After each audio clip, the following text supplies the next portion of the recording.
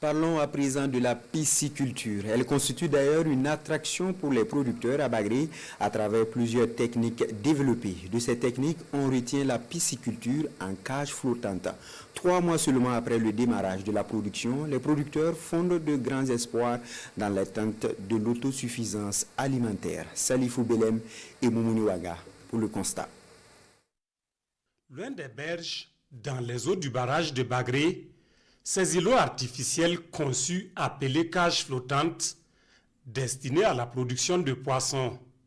Une technologie de plus en plus courante ici à Bagré. Pour y accéder, plusieurs centaines de mètres à braver. Il faut donc embarquer dans ces pirogues dotées de moteurs.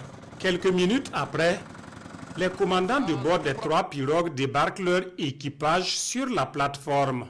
Il y a des promoteurs qui sont là spécialisés dans la construction des cages flottantes.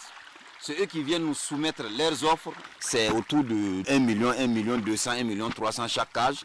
C'est ici que Ouseni Sorgo implémente la production de poissons en cages flottantes.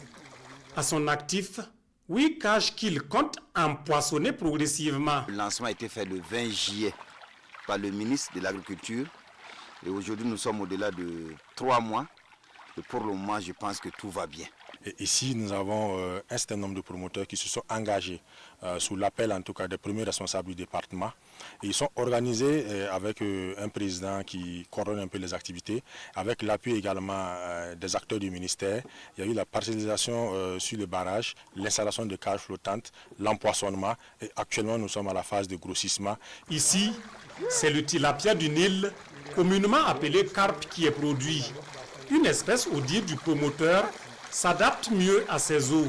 L'élevage du poisson ne se fait pas d'une manière chose. Il faut des études préalables qui voient c'est quelle espèce qui correspond ou bien qui s'adapte mieux avec nos eaux. Et à travers les études, c'est ce type de poisson-là qui est vraiment propice à nos eaux. Peut-être avec l'évolution et avec la technologie, on pourra ajouter d'autres espèces. Ces cages grouilles de poissons, la production est intensive. Dans chaque bassin, près de 12 000 alevins y ont été injectés. Après seulement 3 mois d'activité, les résultats d'étape laissent entrevoir un avenir radieux à ce secteur. En 3 mois, nous avons vraiment des poids qu'on ne pouvait pas imaginer avoir ça dans un étang ou dans un bassin. Et nous avons dans nos perspectives, en 4 mois, 5 mois, nous serons à mesure de faire sortir des poissons qui vont au-delà de 500, 600, 700 et même 800 grammes. Le rendement escompté est de 4 tonnes par cage. Pour une centaine de cages empoisonnées à Bagré, l'on s'attend à récolter près de 250 tonnes dès les 6 premiers mois. Nous voulons, en termes de cette année, produire en tout cas plus de 500 à 600 tonnes de poissons et offrir à la population des poissons de qualité. Et si nous arrivons à empoisonner toutes les cages et que les cages font 2 fois 2 cycles dans l'année, vous voyez que nous sommes au-delà de 1000 et quelques tonnes dans l'année comme production à Bagré. Comparativement à la production classique en bassin, cette pratique semble bénéfique au vu des résultats à mi-parcours.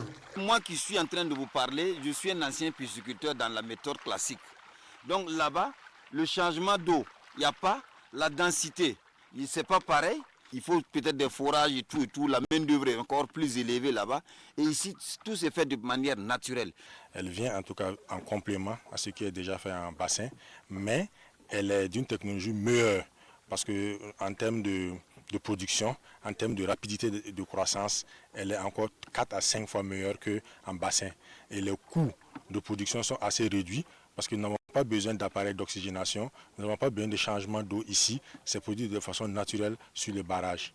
Un secteur rentable, mais pas seulement. À en croire le président des promoteurs de pisciculture en cage flottante au barrage de Bagré, il est aussi pourvoyeur d'emplois. Moi j'ai 8 cages ici, il faut noter que toutes les 8 cages n'ont pas été encore empoisonnées, mais si toutes les 8 cages là sont empoisonnées, minimum il faut 4 personnes en plein temps permanent et peut-être des temporaires qui viendront de temps en temps les aider. Depuis le début, les promoteurs bénéficient d'accompagnement multiforme du ministère de l'Agriculture, des ressources animales et halieutiques par l'entremise du Fodoumo Kafa. Ceci dans le cadre de l'offensive agro-pastorale et halieutique. Nous avons eu vraiment beaucoup d'accompagnement financièrement, techniquement. tous les jours et les agents de la DGRH du ministère de l'Agriculture sont avec nous tous les jours pour le volet technique, le volet financier aussi. Nous avons l'appui du fonds Doumoukafa qui est à notre côté, qui nous subventionne les alevins, les cages et l'aliment sous forme de prêts que nous allons rembourser après. Mais pour le moment, l'activité, c'est sous vos yeux. Vous voyez que ça va. Pour l'heure, 44 promoteurs de la pisciculture en cage flottante sont établis ici à Bagré.